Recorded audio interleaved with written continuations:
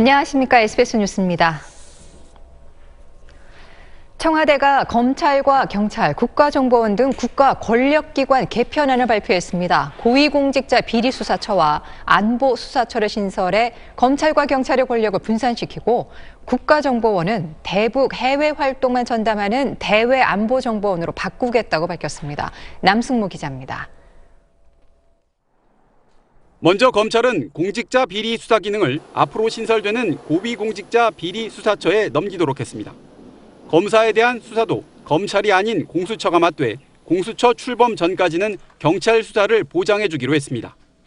검찰의 직접 수사도 특수수사에 한정하고 일반 사건 수사는 경찰이 맡도록 했습니다. 또 법무부 주요 보직에 검사들을 배치하지 않는 이른바 법무부 탈검찰화로 검찰권 악용을 막기로 했습니다.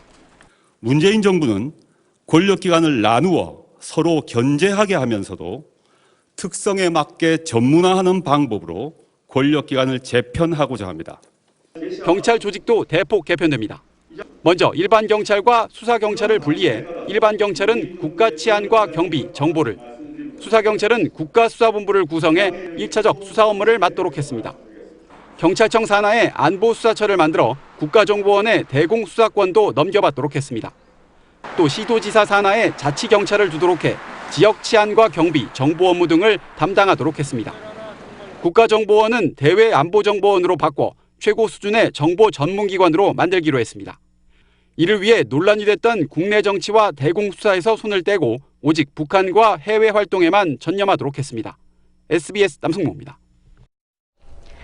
2008년 특별검사로 임명돼 BBK와 다스 관련 의혹을 수사했던 정호영 전 특검이 기자회견을 열어 특검이 다스 비자금 120억 원 의혹을 부실 수사했다는 주장을 반박했습니다.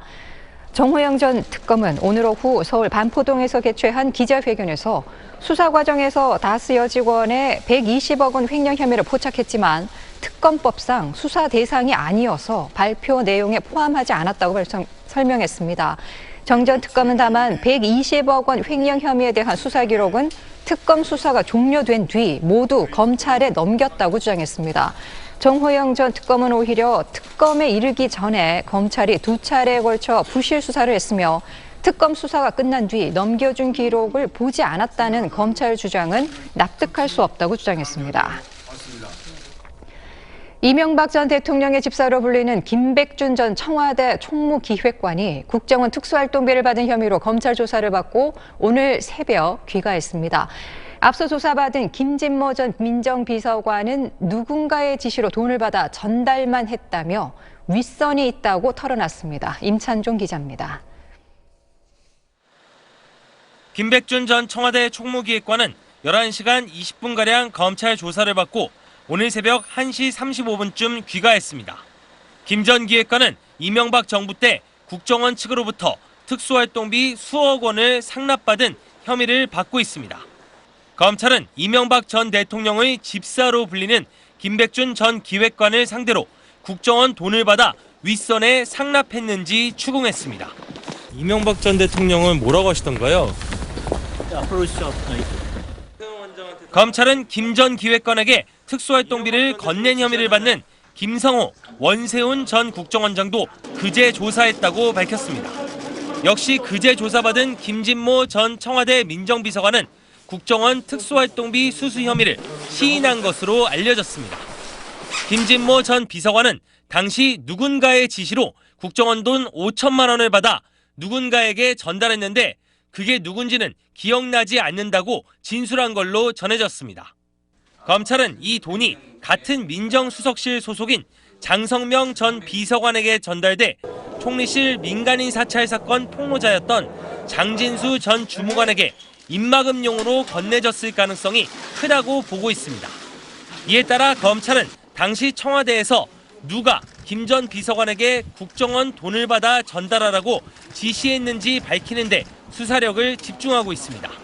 SBS 임찬종입니다. 남북은 내일 평창 동계올림픽 북한 예술단 파견을 위한 실무 접촉을 판문점 북측 지역인 통일각에서 개최합니다. 통일부 당국자는 내일 오전 10시에 실무 접촉을 진행하자고 북측에 제안해 놓았다며 오늘 최종적으로 일정을 확정할 것이라고 말했습니다. 이번 실무 접촉에서는 평창올림픽 기간에 내려올 북한 예술단의 면면과 규모, 방남 경로, 공연 장소, 공연 일정 등에 대해 논의가 이루어질 것으로 보입니다.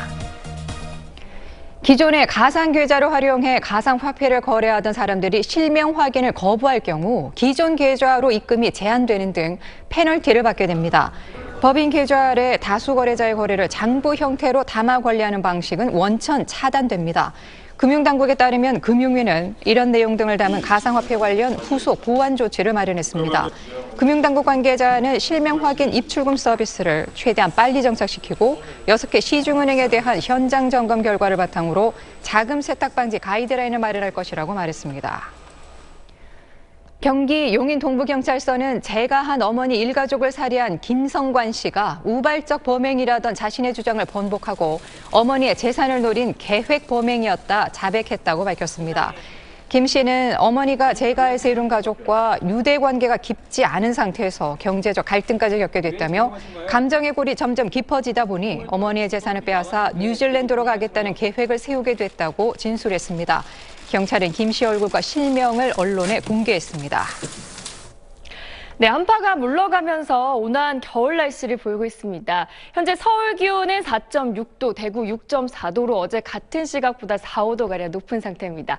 하지만 곳곳으로 공기가 탁합니다. 현재 수도권과 충북, 대구 지방의 먼지 농도 나쁨 수준을 보이고 있는데요. 저녁부터는 보통 수준으로 회복할 전망이지만 이것도 잠시일 뿐 내일은 전 권역에서 먼지 농도가 더 짙게 나타나겠습니다.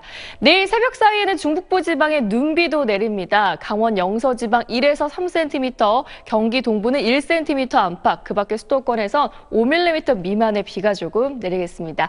아침부터는 전국적으로 가끔 구름만 지나겠습니다. 내일 아침 기온은 서울이 2도로 오늘보다 5, 6도가량 높게 출발하겠고요. 낮 기온은 전국이 10도 안팎까지 오르겠습니다.